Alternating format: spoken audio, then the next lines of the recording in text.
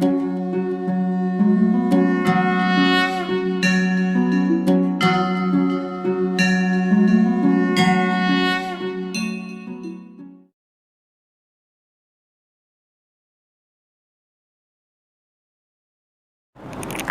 Friends, good morning, Hariom. दोस्तों 11 science रसायण विज्ञान આપણે ચેપ્ટર 1 ભણતા હતા। આજનો આપણો જે ટોપિક છે એ છે રાસાયણિક સંયોગીકરણના નિયમો। સાહેબ આ શું છે? તો પ્રયોગશાળામાં આપણે લોકો કેટલાક તત્વો અથવા સંયોજનો વચ્ચે પ્રક્રિયા કરીએ અને અન્ય નિપજ મળે ત્યારે ગમે તે તત્વ ગમે તે સંયોજન સાથે કે ગમે તે સંયોજન સાથે જોડાઈને નિપજ ના આપી દે, એમાં ચોક્કસ નિયમોનું પાલન થવું જોઈએ। આ નિયમોને કહેવાય રાસાયણિક સંયોગીકરણના નિયમો। આ નિયમોમાં ઘણા બધા નિયમોનો સમાવેશ થાય। ફોર એક્ઝામ્પલ, દ્રવ્ય સંચયનો નિયમ હમણાં આપણે ભણીએ છીએ। ત્યારબાદ સરળ ગુણક પ્રમાણનો નિયમ, નિશ્ચિત સંરચનાનો નિયમ, સંયોજિત ભારનો નિયમ, નિશ્ચિત વાયુમય કદનો નિયમ, આ બધા નિયમો આવશે। તો દોસ્તો સ્ટાર્ટ કરીએ છીએ રાસાયણિક સંયોગીકરણના નિયમો। ચલો, રાસાયણિક સંયોગીકરણના નિયમો। રાસાયણિક સંયોગીકરણના નિયમો એટલે શું થાય? પ્રયોગશાળામાં અથવા તો કોઈ પણ રાસાયણિક પ્રક્રિયા દરમિયાન તત્વ કે સંયોજનો વચ્ચે રાસાયણિક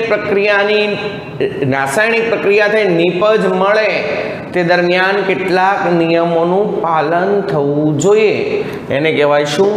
રાસાયણિક સંયોગીકરણના નિયમો। ચલો, રાસાયણિક પ્રક્રિયા દરમિયાન તત્વો કે સંયોજનો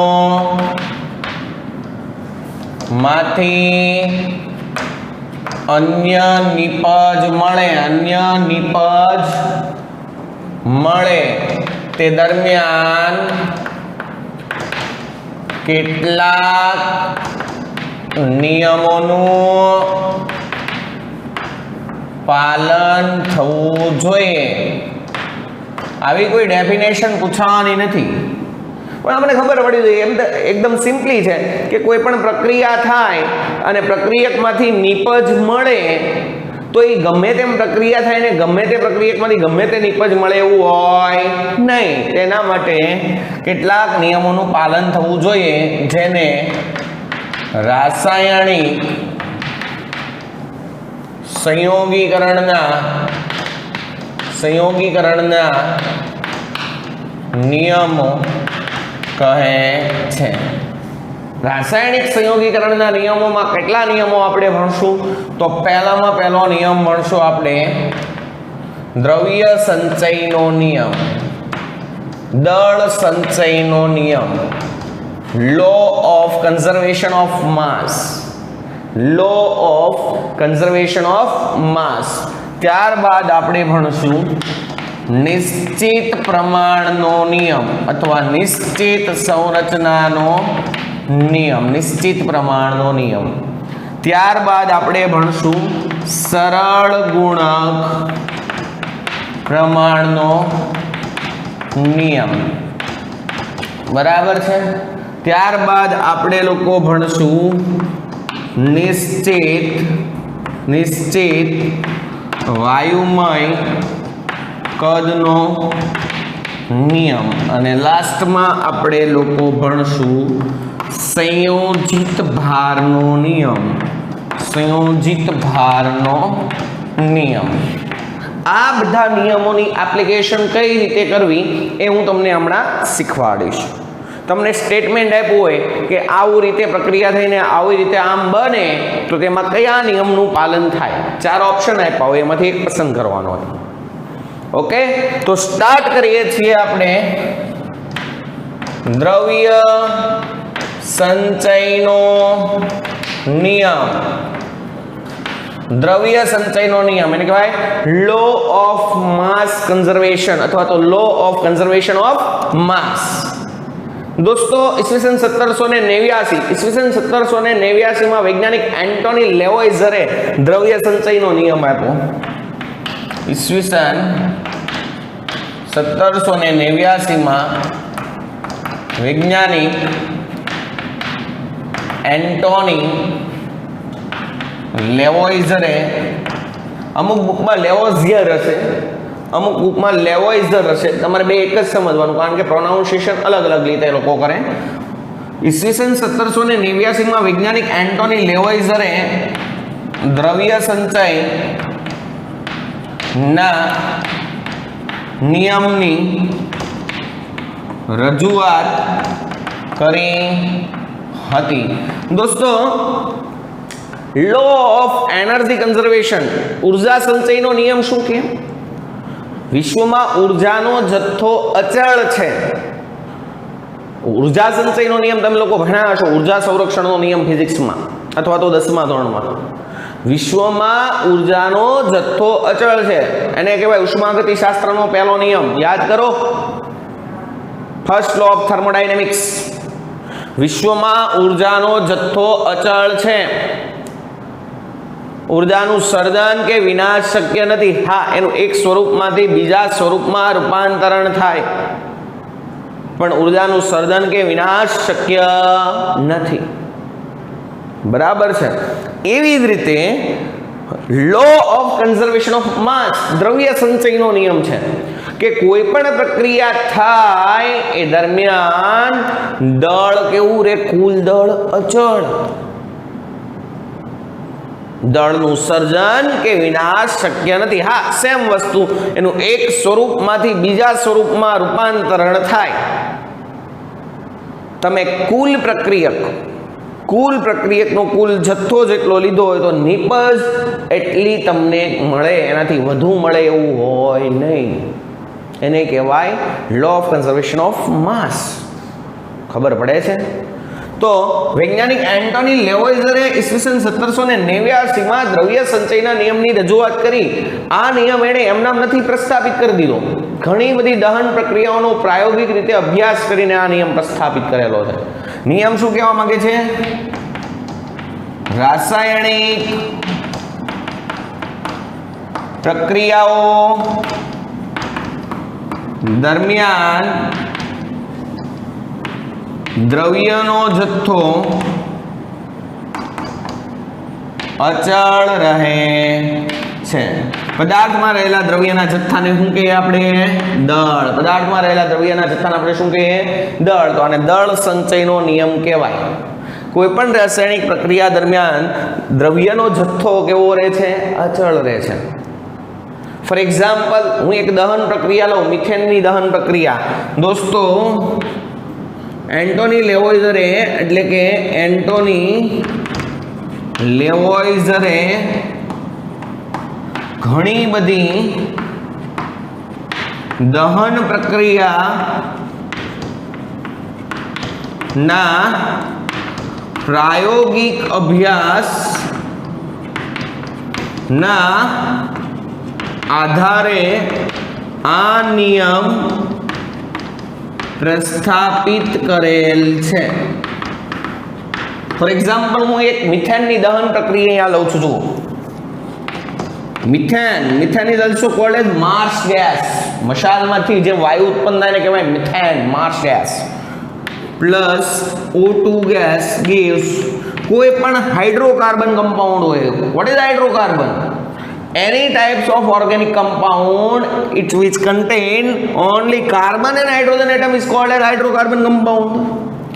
જે કાર્બનિક પદાર્થમાં કાર્બન અને હાઇડ્રોજન આવેલા હોય તેવા સંયોજનોને હાઇડ્રોકાર્બન સંયોજનો કહેવાય.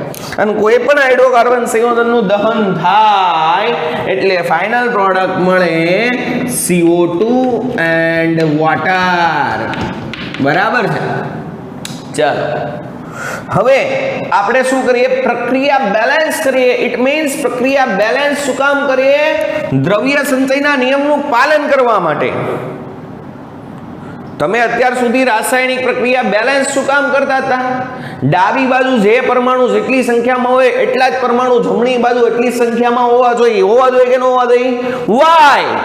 એવું કેમ? કારણ કે દ્રવ્ય સંચયના નિયમનું પાલન કરવું પડે. દ્રવ્ય સંચયનો નિયમ એમ કે છે કે તમે જેટલા પ્રમાણમાં પ્રક્રિયક લીધો છે, જો 100% નિપજ મળતી હોય તો નિપજ પણ એટલા પ્રમાણમાં જ મળે. સ્વરૂપ બદલાઈ જાય. જુઓ આપણે શું કરીએ? અહીંયા કાર્બન 1 તો અહીંયા પણ 1, હાઇડ્રોજન 4 છે, અહીંયા 2 છે, તો આને 2 વડે ગુણીએ એટલે 4 થઈ ગયા.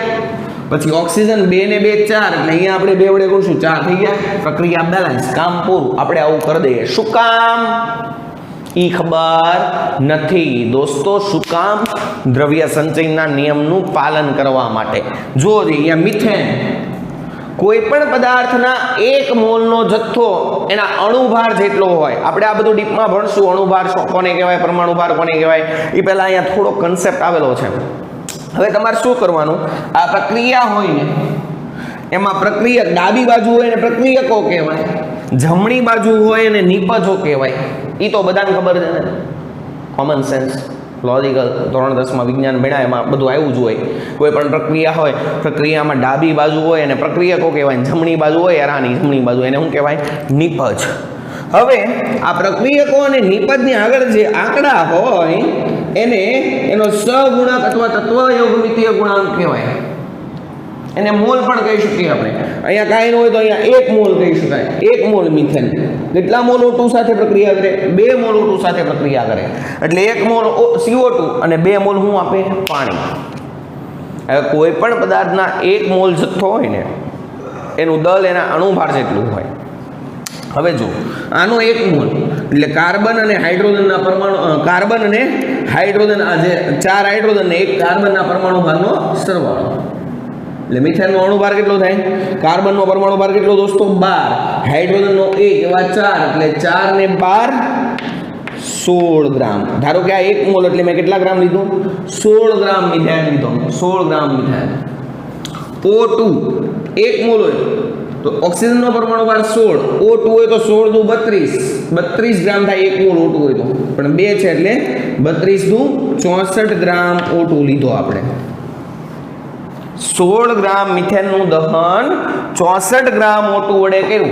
એટલે કુલ પ્રક્રિયકો કેટલા લીધા હતા? દળ કેટલું લીધું હતું? 16 ગ્રામમાં અને 64 ગ્રામમાં ટોટલ કેટલું થયું? 80 ગ્રામ પ્રક્રિયકો લીધા હતા. તો દ્રવ્ય સંચયનો નિયમ એવું કહે છે કે તમે પ્રક્રિયકો 80 ગ્રામ લીધા હોય તો એની હાવ જો 100% પ્રક્રિયા થતી હોય તો 80 ગ્રામ જ નિપજ મળે, વધારે ન મળે. એને કહેવાય દ્રવ્ય સંચયનો નિયમ. ખબર પડે છે? કારણ કે 100% પ્રક્રિયા થાય છે. જો 100% પ્રક્રિયા ન થતી હોય તો એ રેશિયો આ પ્રમાણે રહે.